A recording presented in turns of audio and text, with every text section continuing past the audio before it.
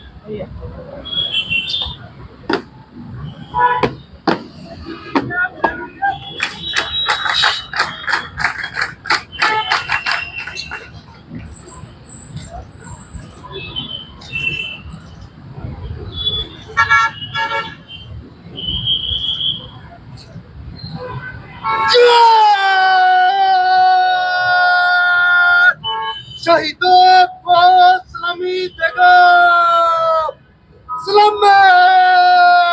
Just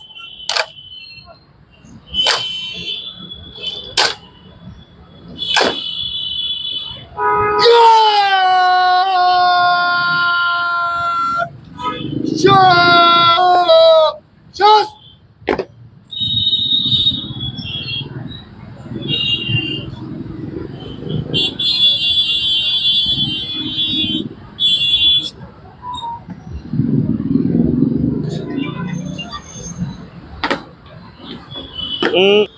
Singh ji के परिवार के सदस्य आज के इस आयोजन में मौजूद हैं।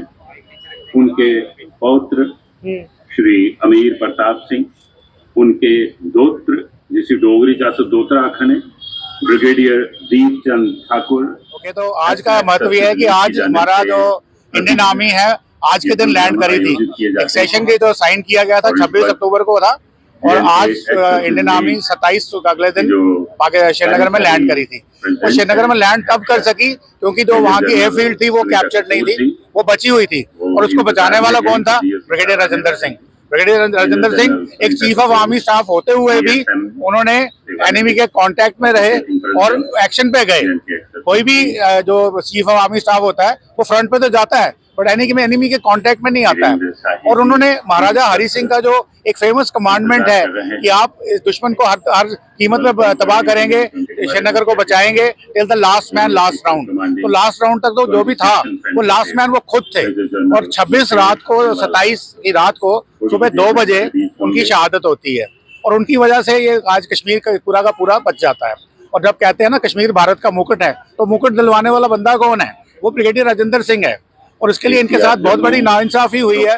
जम्मू के डोगरों के साथ बड़ी नाइंसाफी हुई है कि मैं आर्मी का ब्रिगेडियर हूं, मुझे पता है साइटेशंस कैसे लिखी जाती हैं, किस चीज की कितनी वैल्यू होती है। वो उसके हिसाब से उनको महावीर चक्र नहीं परमवीर चक्र मिलना चाहिए था। नंबर 1। नंबर 2, अगर पूरा हिंदुस्तान कहता है कि भारत का मुकुट कश्मीर भारत का मुकुट है, तो ये भारत को कश्मीर का मुकुट कश्मीर जो मुकुट है दिलवाया किसने? ये उस आदमी ने अपनी जान पे खेल कर दिलवाया। और उसके बाद सिर्फ 100 डोगरे लड़ाके थे, बाकी सारी की सारी जो यूनिट्स थी वो डिप्लॉयड थी। उसके साथ उसने 10,000 बंदों को रोका। 6,000 तो सड़क पे ही थे जो मुजफ्फराबाद से श्रीनगर आती है, 2,000 आ रहे थे गुलमर्ग की तरफ से, 2,000 आ रहे थे तितवाल की तरफ से।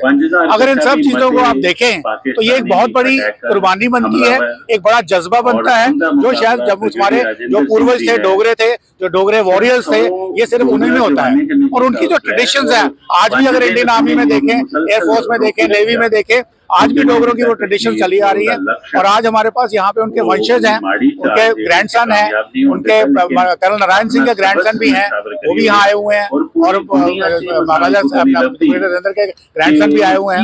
और कल और परसों हमने केसी रेजिडेंसी में प्रोग्राम किया था, उनके डॉक्टर करण सिंह वहाँ चीफ गेस्ट थे। कल हमने डोगरा ग्रुप ऑफ इंस्टीट्यूशन जो ठाकुर गुलचैन सिंह चाणक्य इंस्टीट्यूशन है वहाँ पे किया, तो बच्चों को हमने बताया। तो इस मुहिम को हमने शुरू किया है। हम चाहते हैं कि मैक्सिमम डोगरों को उनके बारे में पता चले, क्योंकि इनकी हिस्ट्री छिपा दी गई है, इनकी हिस्ट्री बिल्कुल छिपा दी गई। इंडियन आर्मी की भी जब हिस्ट्री बनती है तो वो शुरू करते हैं 27 अक्टूबर से, जब आर्मी लैंड करी थी। उसके पहले जो 7 दिन की एक्शन थी, और उसमें आज जम्मू कश्मीर राइफल्स। मैं ब्रिगेडियर दीपचंद ठाकुर, सेना मेडल विशिष्ट सेवा मेडल, ब्रिगेडियर राजेंद्र सिंह का ग्रैंडसन हूँ, और मुझे आज इस 77वें शहादत दिवस पे आने से एक बहुत एनकरेजमेंट वाला फीलिंग महसूस हो रही है। और आज का जो शहादत दिवस है ये कई मानों में अद्वितीय है।